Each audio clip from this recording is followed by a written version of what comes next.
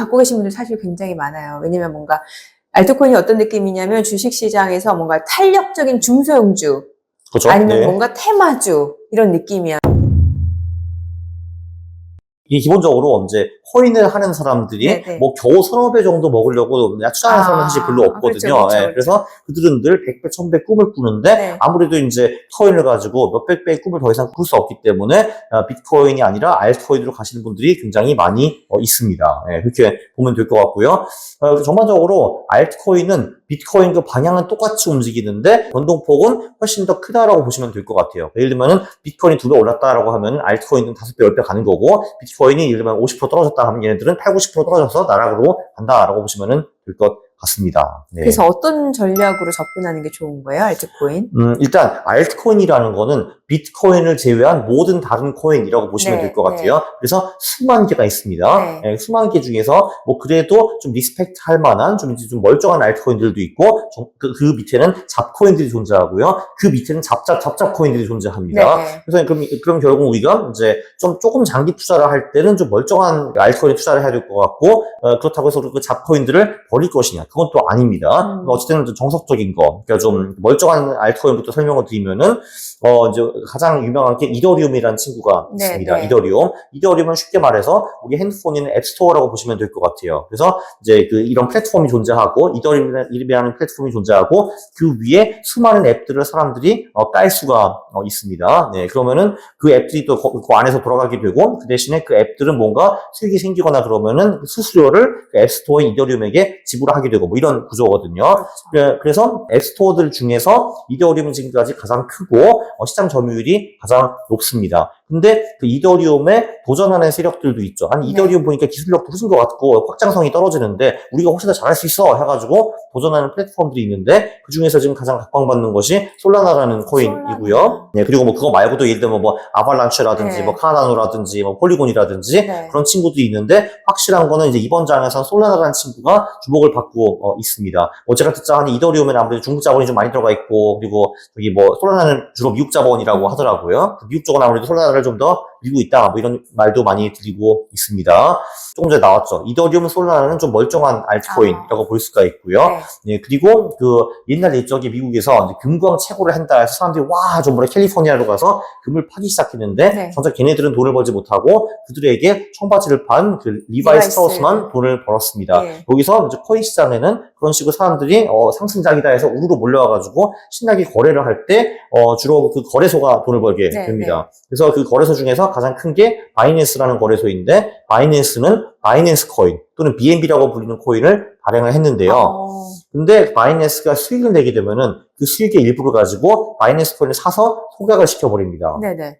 그럼 유통 물량이 줄어드는 거예요? 그렇죠. 그러니까 이게 어떻게 하면 예를 들면 애플 같은 경우도 아이폰을 막 팔아서 현금을 확보한 다음에 그거 가지고 애플 주식을 사서 애플 주식의 수를 줄여버리고 애플 주식이 올라가거든요. 그렇죠. 똑같은 전략을 쓰신다라고 보면 될 것 같습니다. 한마디로 그러니까 이게 알트코인을 볼 때 중요한 게 그 알트코인을 가지고 그 재단이 뭔가 실제로 비즈니스를 하고 사업을 하고 돈을 버는가. 왜냐면 그래야지 뭐 사실 코인을 좀 소각시키거나 없애주거나 이럴 수가 있거든요. 이제 반대로 그 다른 재단들은 어떻게 하냐면은 비즈니스 모델이 하나도 없는데 있다고 구라를 친 다음에 상승장이 오면은 코인을 막 찍어가지고 투자자한테 팔아버립니다. 상승장이니까 투자자들이 와 코인이다 해가지고 정신없이 사들이는데 나중에 정신을 차리고 보면은 아니 상승 전에 분명히 코인이 1억 개였는데 지금 10억 개네? 이게 뭐야 하게 돼가지고 어마어마한 인플레이션이 발생해서 결국은 장기적으로 다 망한다 이런 구조도 굉장히 많거든요.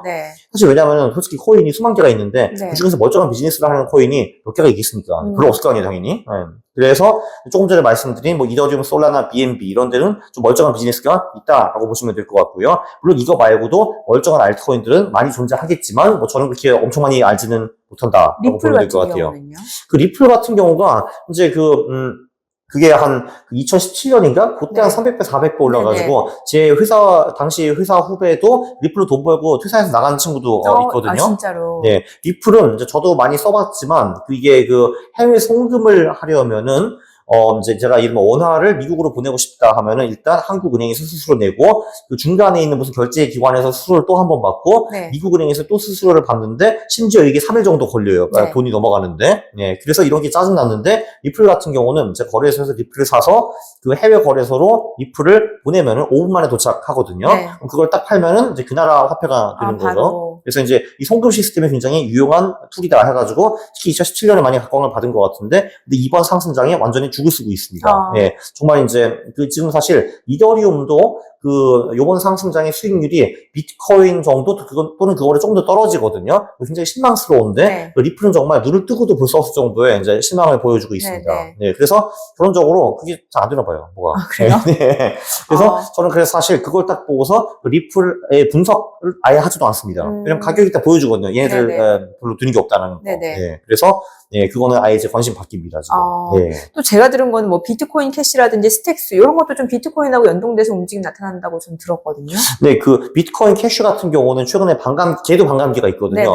걔가 이제 4, 5초 반감기 와가지고 걔도 그 후에 은근히 좀 많이 올랐더라고요, 보니까. 사실 4월에 대부분 코인이 좀 횡보했는데 얘 혼자도 좀 잘 가더라고요. 그리고 이제 스택스라는 거는 이게 비트코인이 워낙 좀 느리고 다른 앱 깔기가 좀 굉장히 어렵다 보니까 그 위에 이제 뭐를 깔아가지고 레이어 2라고 하죠. 네, 그래서 뭔가 거기서 앱을 이제 만들고 이런 식으로 이제 움직이는 것 같더라고요, 스택스가. 각광을 좀 받고 있다고 하는데, 뭐 저는 솔직히 잘 모르겠습니다. 네네. 그러니까 그게 나쁘다는 게 아니라, 그냥 관심 받기라는 거죠, 한마디로. 그러니까 분석을 제대로 해보진 않으셨다. 네, 그래서 안 해서 왔습니다. 그죠. 네. 민코인도 좀 보신 적 있으세요? 그러니까 민코인. 자, 그럼 이제 우리는 슬슬 좀 이제 그 멀쩡한 코인에서 이제 잡코인으로 좀 넘어가 보도록 하겠습니다. 대한민국에는 가치 선비들이 많거든요. 근데 가치 선비들. 한마디로, 저거는 가치가 없기 때문에 내가 어떻게 저런 데 투자할 수 있어 하면서, 또 이제 옛날 그 양반 코스프레를 하시는 분들이 굉장히 많거든요. 나는 저 따위를 건드리지 않아. 이런 분들이 이제 굉장히 많으신데, 저는 늘 그렇게 질문하죠. 아니, 그, 가치가 충만한 삼성전자를 20% 벌래? 아니면 가치가 없는 도지코인으로 200배를 벌래? 라고 제가 질문을 보통 많이 하거든요. 네. 그리고 기본적으로 말씀하신 민코인은 경제적인 가치는 별로 없습니다. 네. 그거는 이제, 근데 그래도 저는 얘를 좀 좋아하는 게, 딴 코인들은 지들이 뭔가 대단한 거 한다고 거짓말을 하고 아무것도 안 하는데, 얘들 아예 처음부터 우리는 가치가 없어. 이렇게 이제 나오는 거거든요. 그렇죠, 대놓고. 그렇죠, 대놓고 이렇게 말을 하는데, 근데 얘를 투자하는 방법이 굉장히 심플합니다. 그, 민코인은 특히 그런데, 대부분 코인은 추세를 따르고, 추세가 좀 지속되는 경향이 있습니다. 이거를 이제 유식한 말로 추세 추종이라고 하는데요. 그래서, 특히 민코인 같은 경우는 최근 하루 동안에 20% 이상 폭등한 코인들, 그거 그냥 따라 붙어가지고 일주일 정도 보유하는 거가 유력한 전략입니다. 참고로 도지코인이나 시바이누는 한 3, 4일 정도 보유가 적합한 기간이고요. 한마디로 얘네들이 하루 만에 20% 이상 빵 뛰었다 하면은 그날 그냥 곧바로 들어가가지고 3, 4일 보유하고 파는 전략이 괜찮고요. 근데 최근에 나온 코인들, 뭐 이제 좀 핫한 민코인들은 뭐 상승세가 3, 4일이 아니라 한 1, 2주 정도까지 가는 경우도 많이 있습니다. 최근에 나온 뭐 PP코인이라든지 뭐 WIF 뭐 이런 친구들이요. 그리고 참고로 요 전략은 민코인 같은 경우는 최근 24시간 전략이 잘 먹히는 편이고요. 다른 코인들은 최근 일주일 동안에 가장 많이 오른 코인들을 올라타가지고 한 1, 2주 정도 보유하는 거. 요 전략이 꽤 잘 먹힙니다. 그렇군요. 그러면은 알트코인 같은 경우는 이제 비트코인 반감기랑 연관돼서 생각해 볼 때 좀 정리해야 될 타임이 따로 있을까? 이런 민코인을 제외한 좀 괜찮은 알트코인들 아까 있잖아요. 뭐 이더리움, 솔라나 이런 것들이요. 기본적으로 그러니까 비트코인이 대장주이고 비트코인의 방향을 거스를 수 있는 알트코인은 존재하지 않습니다. 뭐 이런 거죠. 비트코인이 제가 왜 조금 전에 그 최고점 대비 25% 떨어지면 팔라라고 말씀드렸잖아요. 근데 그때 알트코인도 다 같이 정리를 해야 됩니다. 왜냐하면 비트코인이 하락세면요, 그걸 거역해가지고 혼자 꾸역꾸역 올라갈 수 있는 알트코인은 이 세상에 존재하지 않습니다. 오히려 더 떨어질 수 있는 거죠. 무조건 더 떨어지죠. 그렇죠. 그래서 그 비트코인을 정리하는 그 시점에 알트코인도 같이 정리하시라라고 말씀드리고 싶고요. 그래서 이제 매도 타이밍 첫 번째는 가장 심플한 방법은 비트코인이 최고점 대비 25% 떨어졌을 때 정리를 하는 거고, 이제 두 번째 방법은 우리 그 근처에는 아마 투자의 신은 많지 않을 거지만 그 마이너스의 손들은 굉장히 많습니다. 그러니까 마이너스의 손들은 이제 아주 뛰어나신 분들인데요. 정말 정확히 최고점에 사시고 최저점에 파시는 이제 분들이거든요. 인간 지표네요. 그렇죠. 여러분들 친구들을 유심히 이제 막 살펴보시면은 그런 분들이 분명히 존재하거든요. 그래서 이제 그런 사람이 있으면은 귀하게 대접을 하고 밥도 사 먹이면서 이제 그분들의 시장 의견을 이제 듣는 겁니다. 시장 의견을 들으면은 보통 맞는 얘기가 아무도 없어가지고 놀랄 정도인데 그때 내가 참견하는 이제 그 욕망을 참고 그냥 들어주는 겁니다. 그랬어. 들어준 다음에 그래서 너는 뭘 하니 물어보면은 또 그런 사람들은 자기 말 들어주는 사람이 아무도 없기 때문에 신나가지고 자기의 포지션을 밝힙니다. 내가 말이야 지금 이제 2억 가지고 지금 비트코인 갖다 박았어 이렇게 말을 할 거거든요. 그날 나가시면 됩니다. 아, 그날 팔면 돼요? 그렇습니다. 네. 샀다고 하면 팔면 돼요? 그렇죠. 이 인간 지표들이 큰 돈 또는 심지어 남의 돈까지 끌어모아가지고 영끌에서 갖다 박을 때 그때 나가시면 됩니다. 굉장히 훌륭한 전략입니다. 네. 그래서 그런 지표들을 이제 많이 아시는 거 굉장히 중요합니다. 그러니까 한 명이 아니라 또 여러 명이 또 이제 같이 합쳐가지고 그 기운을 이제 발휘할 때가 있거든요. 그러면 이제 더 정확해지는 거죠. 그때는 나가면 됩니다. 한 명의 인간 지표 실수를 할 수가 있잖아요. 그렇죠. 어쩌다 맞을 수 있잖아요. 그거를 이제 방지하기 위해서 3명, 4명이 합쳐가지고 똑같은 액션을 취한다 하면 나가야죠. 작가님은 개인적으로 거래소 어디 쓰세요? 저 같은 경우는 바이낸스라는 해외 거래소를 사용하고 있습니다. 바이낸스만 쓰세요? 바이낸스만? 네. 지금은 바이낸스만 쓰고 있습니다. 네. 네, 국내 거래소는 안 쓰세요? 국내 거래소는 제가 이제 4월 말에 주식을 팔아가지고 코인을 해야 되기 때문에 빗썸 거래소를 조만간 다시 오픈할 예정입니다. 업비트보다 빗썸을 쓰시는 이유가 있으세요? 네, 업비트는 기본적으로 좀 이제 많이 배불렀기 때문에 일단 그 업비트의 문제는 뭐냐면은 일단 좀 신규 코인 상장을 요즘 거의 안 합니다.